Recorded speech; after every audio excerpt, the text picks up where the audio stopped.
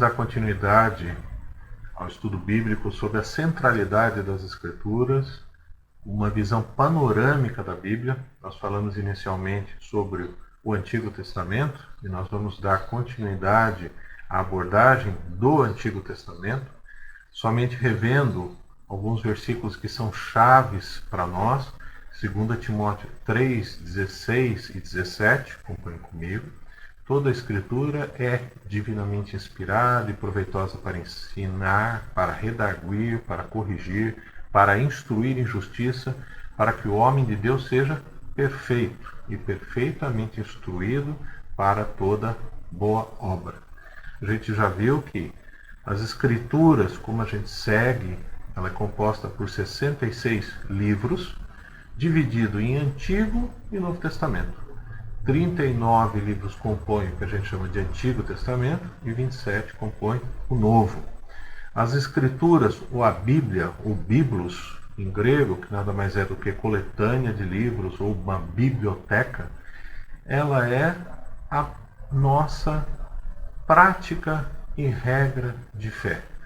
O verdadeiro cristão, ele deve ser o homem do livro, o homem que vai buscar toda a sua instrução nas Escrituras. O cristianismo é a religião de Jesus Cristo. O cristianismo é a religião que crê que Jesus Cristo é o Filho de Deus, que morreu, ressuscitou, morreu pelos nossos pecados e por causa disso nós temos a vida eterna. Mas as Escrituras são o nosso guia, são o nosso farol. Se nós começarmos a abandonar a Escritura, nós vamos cair em desvios de ensino, desvios doutrinários, vamos substituir a centralidade de Deus, vamos substituir a mensagem da cruz por qualquer outra coisa. Então a Escritura é essencial. Salmo 119, 11, o Salmo 119 é um salmo de instrução sobre a palavra de Deus. Ele fala: escondi a tua palavra no meu coração, para eu não pecar contra ti. O pecado do homem é definido como agir, pensar contra a vontade de Deus. E a gente sabe também que em Deuteronômio 29, 29, fala assim: as coisas encobertas pertencem ao Senhor nosso Deus, porém as reveladas nos pertencem a nós e a nossos filhos para sempre, para que cumpramos todas estas palavras desta lei. Lei, no sentido que está sendo usado em Deuteronômio, são os 5 primeiros livros da Bíblia, a revelação de Deus.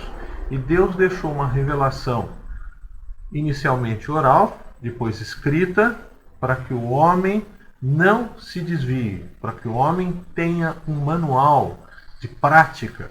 Então eu sempre falo que quem já entrou na cabine do avião, vê aquele monte de instrumento e fala: como é que o piloto sabe aquilo lá tudo? Ele tem uma série de manuais. Se acender uma luzinha, ele vai lá no manual e percebe. A Escritura também deve ser o nosso guia, o nosso referencial. E isso é algo essencial na vida do cristão, principalmente nos tempos de hoje, com tanta informação, tanta coisa que ele ouve por aí, tanta coisa muitas vezes absurdas, algumas que tentam convencer, e nesse sentido a Escritura mais do que nunca deve ser a centralidade da nossa busca. Sempre Jesus Cristo é o nosso Senhor e Salvador, mas a gente deve usar a Escritura, deve meditar, deve passar por um processo de transformação até que nós nos apresentemos frente a Jesus Cristo. Como são compostos por 66 livros, de novo, 39 do Antigo, 27 do Novo, esses livros passaram por toda uma periodicidade, por toda uma análise, por toda uma reflexão, até que o Espírito Santo colocou como selo para a igreja dele que esses livros são inspirados por Deus. São inspirados no sentido que Deus garante a autenticidade, Deus garante que aquilo reflete a ética, a moral. E tanto o Antigo como o Novo Testamento tem uma mensagem básica: mostrar o caminho da salvação. No Antigo Testamento, pela expectativa de um Messias, e no Novo Testamento pelo Messias que veio. O Messias é o Jesus Cristo, é o Cordeiro perfeito, é o Cordeiro imolado, é o Cordeiro prometido para o povo judeu, e para a igreja é aquele que já veio e que vai voltar. O Antigo Testamento, composto por 39 livros, se a gente analisar por cima, a gente até fica confuso. Então ele tem divisões didáticas, tem divisões para a gente compreender. Eu estou fazendo uma revisão do que a gente até já viu. Essa divisão, existem 3 grupos de divisões. A primeira divisão que a gente tem é a própria divisão que a Escritura fala. Então a Escritura em Lucas 24, 44, Jesus mesmo diz, vamos lá, Lucas 24, 44. Depois lhes disse, são estas as palavras que vos falei, estando ainda convosco, que importava que se cumprisse tudo o que de mim estava escrito na lei de Moisés, nos profetas e nos salmos. Jesus Cristo está dando a divisão mais simples e que os judeus empregam até hoje. Eles falam que existem os livros da lei, existem os livros proféticos e os escritos, que são os salmos. Dentro do protestantismo, a gente utiliza uma classificação um pouquinho mais complicada, mas vocês podem ficar com essa divisão que é mais simples. O protestantismo, ou o cristianismo não católico, ele fala livros da lei, ou livros da Torá, mesma coisa que o judeu, são 5 primeiros livros da Escritura, Gênesis, Êxodo, Levítico, Número e Deuteronômio. Depois ele fala de livros históricos, que narra a história de Israel. Depois ele fala de livros de poesia e de sabedoria. Fala de profetas maiores em tamanho e profetas menores em tamanho. Isso é uma divisão. Eu normalmente prefiro a própria divisão que Jesus Cristo utilizou, que divide simplesmente em livros da lei, os 5 primeiros, depois os livros dos profetas e os livros dos salmos ou dos escritos. Quando Jesus fala em Lucas 22, 44 sobre salmos, é porque salmos é o maior livro que existe nas escrituras do Antigo Testamento, também toda a escritura, e também do que compõe os escritos.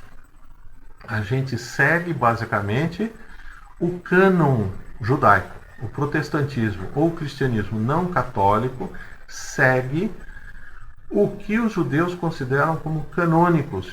E o que é canônico? Canônico é aquele que passa segundo regras, segundo provas, como sendo inspirado por Deus.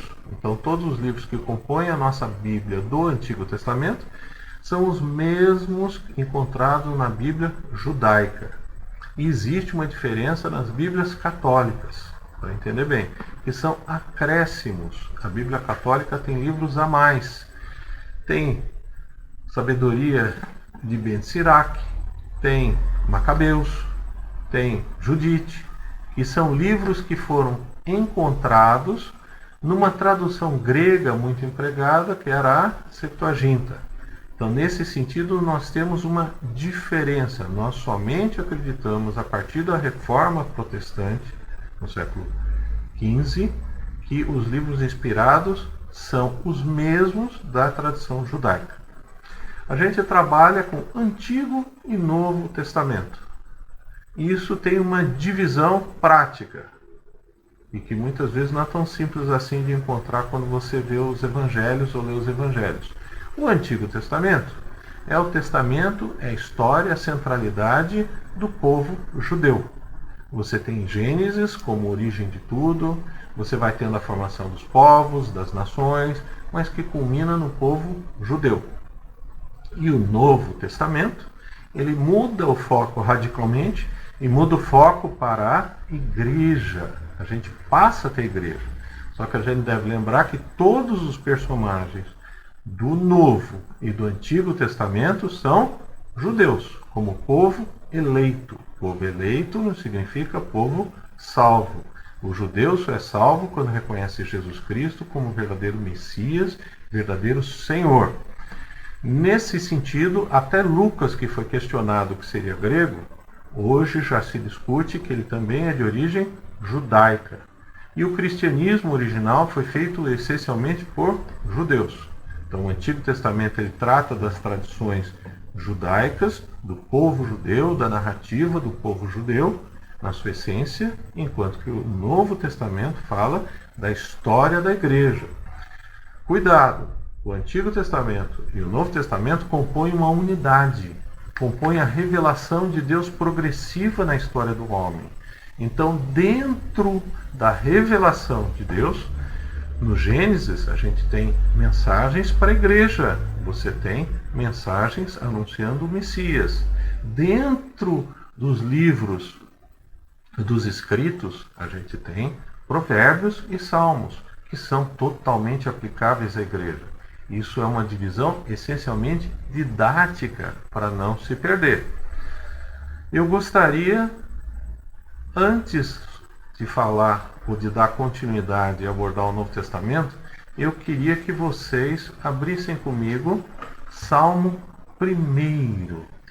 Salmo 1 é um salmo introdutório. Salmo, como eu falei para vocês, é o livro de maior tamanho que tem nas Escrituras. É um livro que traz mensagem de sabedoria, traz mensagem de salvação, e ele é um inário. E é muito interessante porque a gente vê Deus interferindo na história do salmista. A gente vê o salmista muitas vezes chorando e reclamando com Deus da sua situação. E Deus fala, tudo que está no livro dos Salmos é inspirado. E o Salmo 1 é um salmo introdutório. A revelação de Deus não é um aspecto, como muitos argumentam, não, mas isso é uma psicografia. Nós vivemos num país que é espírita. Então é muito comum as pessoas fazerem essa associação. Não, a revelação de Deus é bem mais complexa. Deus agindo na vida das pessoas e o Espírito Santo traduzindo como inspiração para que isso fosse colocado na história da humanidade. Então a gente vê diversas narrativas que a gente fala, mas o que tem isso de importante? Tem sim. Mostra como Deus age na história, mostra como Deus age na vida da pessoa, e ele tem uma mensagem, muitas vezes, para alguém que está passando por uma situação parecida. Salmo 1 é um salmo introdutório. Ele vai introduzir tudo o que é narrado no livro dos Salmos. Vamos acompanhar comigo. Então, Salmo 1, versículo 1 fala assim: bem-aventurado o homem, no sentido geral, não é no sentido somente para homens, é homem e mulher, é sentido universal. Lembrar que a revelação de Deus mediante a Bíblia se dá por gramática, por literatura, em hebraico nessa situação, e de maneira inteligível.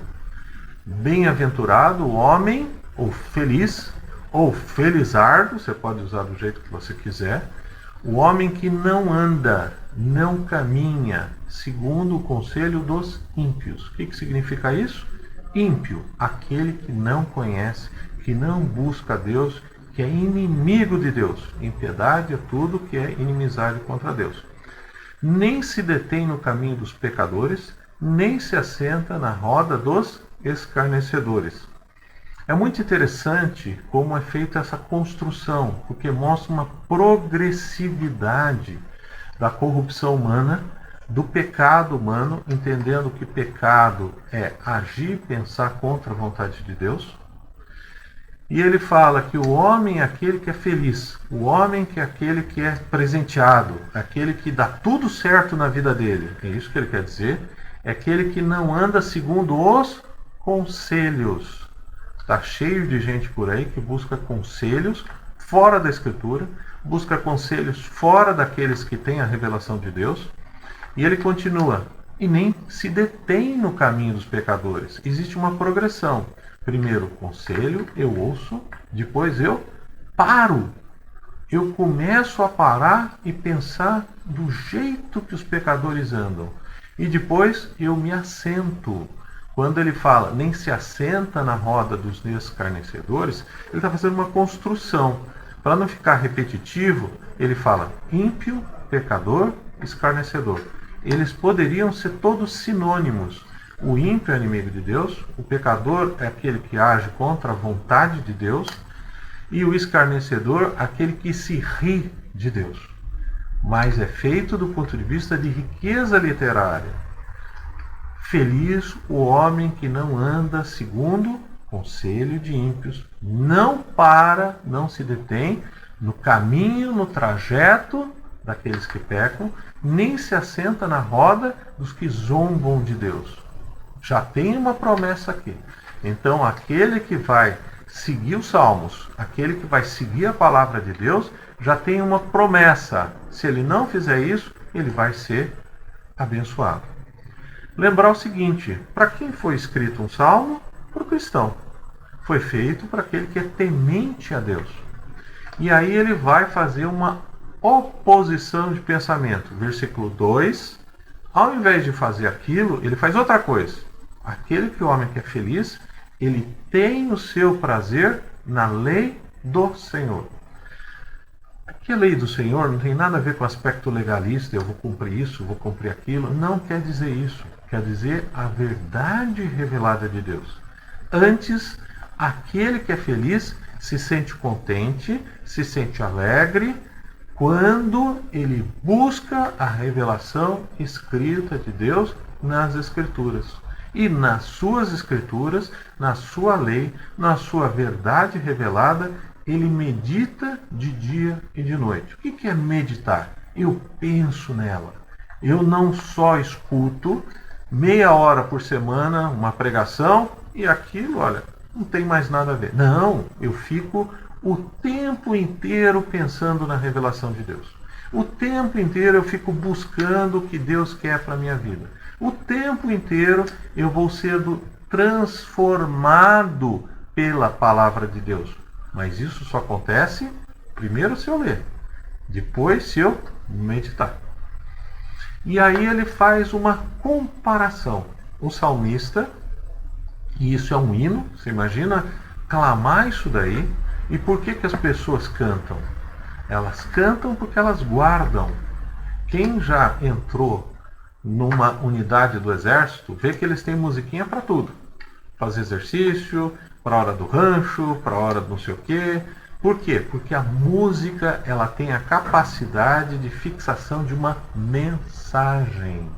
Lutero, que foi o grande nome da reforma protestante, que ele queria inicialmente reformar a Igreja Católica como a Igreja Cristã da época, ele era músico. Numa época em que a maioria era analfabeto na Alemanha. E a reforma protestante ela se espalhou pela Alemanha por causa da música.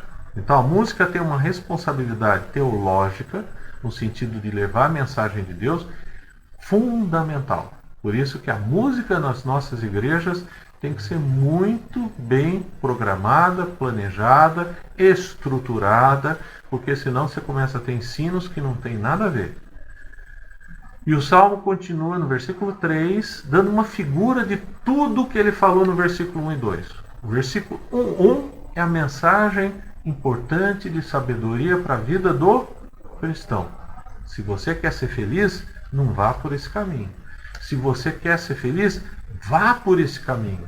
Vá buscar o prazer na lei do Senhor e na sua lei, na sua Bíblia, na sua Escritura, na sua revelação escrita, medite de dia e de noite. E aí ele continua: pois será como a árvore plantada junto a ribeiro de águas, a qual dá seu fruto no seu tempo. As suas folhas não cairão, e tudo quanto fizer prosperará. Aqui ele está dando um exemplo. Ele está dando um exemplo, falando que se você fizer isso, você vai ser como a árvore. A árvore que é plantada junto à água e que dá fruto no seu tempo. E que suas folhas não caem. E tudo quanto faz prosperará. Isso é uma promessa de Deus. Promessa de Deus que o verdadeiro cristão que se apega na Escritura, ele vai prosperar e vai dar fruto no seu tempo. Não é 24 horas por dia, mas no seu tempo ele vai dar. Esse versículo do Salmo 1, no versículo 3, é uma referência de Jeremias 17, 6 a 8. A gente vai lá daqui a pouco. Porque tudo que é importante na Escritura é falado 2 vezes, 3 vezes. Dificilmente você vai encontrar mais de 3 vezes. Mas ele é repetido para que a gente guarde. E ele trabalha com posição.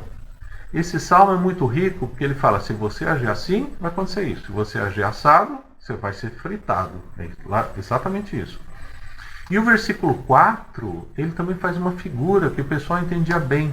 A gente não entende, porque nós estamos numa sociedade que é basicamente metrópole. Mas ele fala, assim não são os ímpios. Ímpios são aqueles contrários a Deus.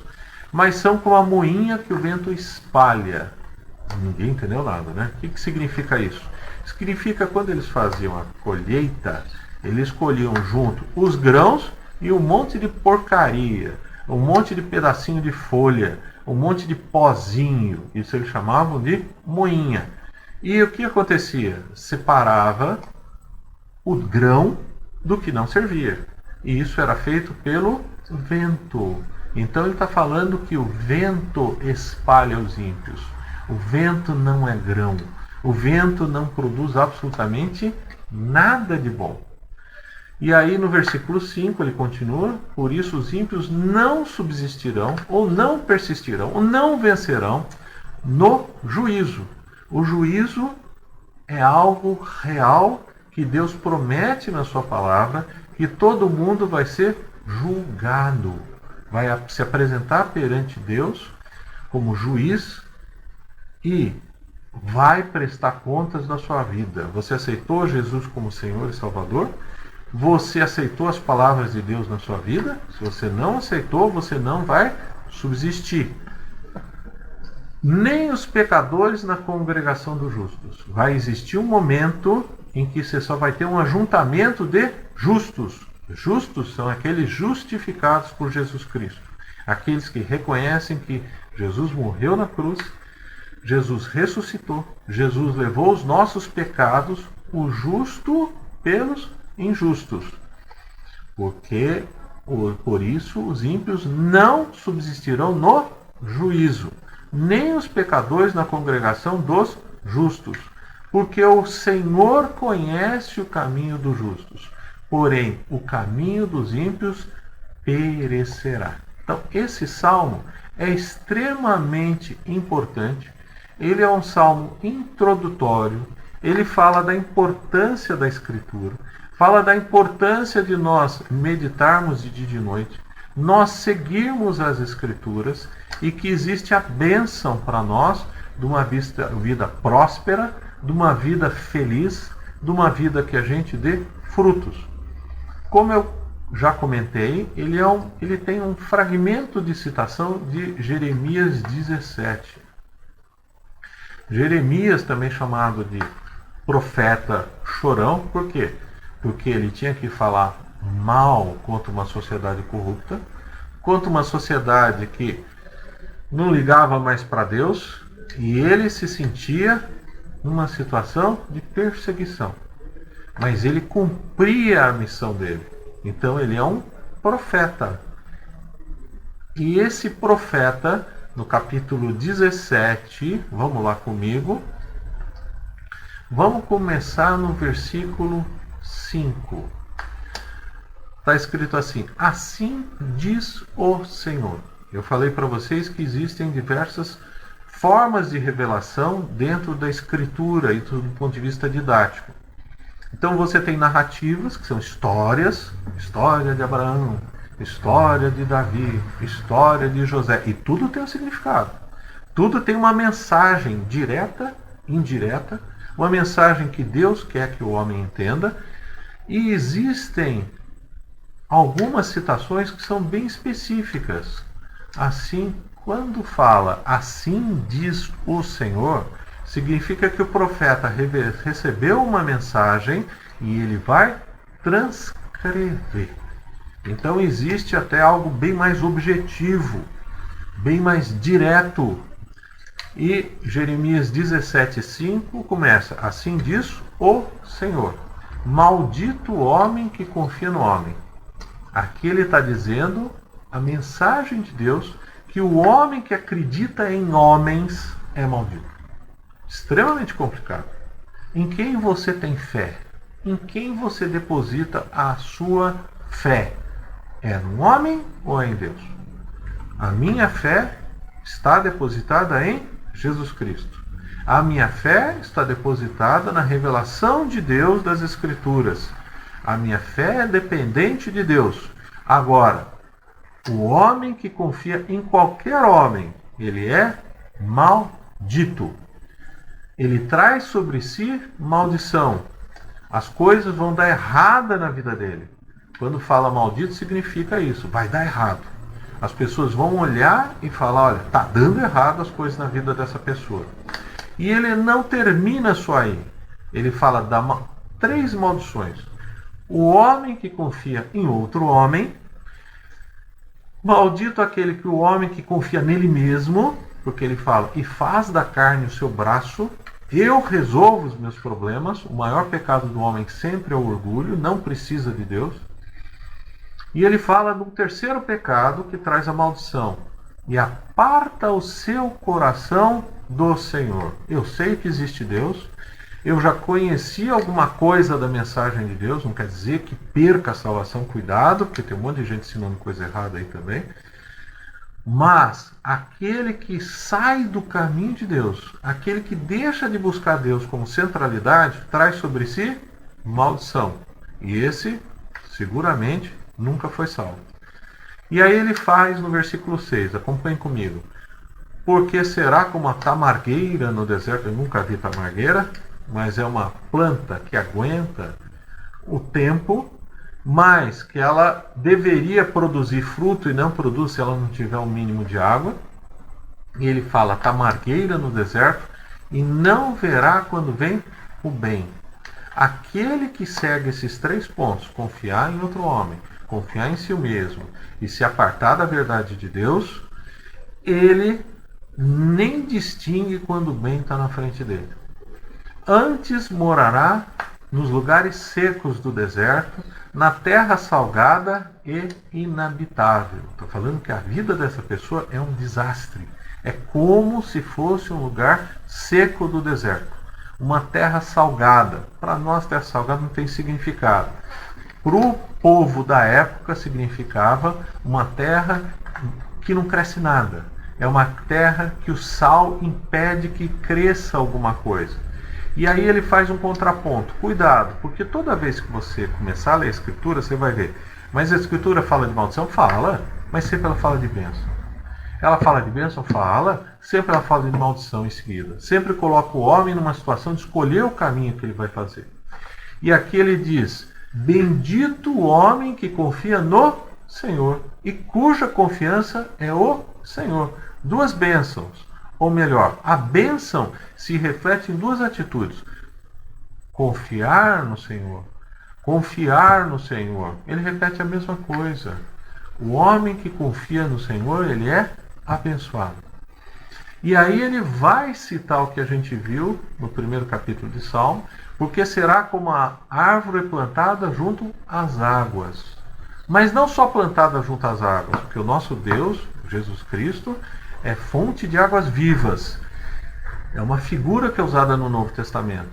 Porque será como a planta, como a árvore plantada, junto às águas que estende as suas raízes para o ribeiro e não receia quando vem o calor. Vai vir calor na vida do cristão? Vai. Vai vir exclusão social? Vai. Vai ter dificuldade no mundo? Vai. Nós somos protegidos? Somos. Nós somos filhinhos de papai. Essa que é a verdade. Nosso papai do céu, nosso pai do céu nos protege. Mas existe todo um contexto que nos cerca.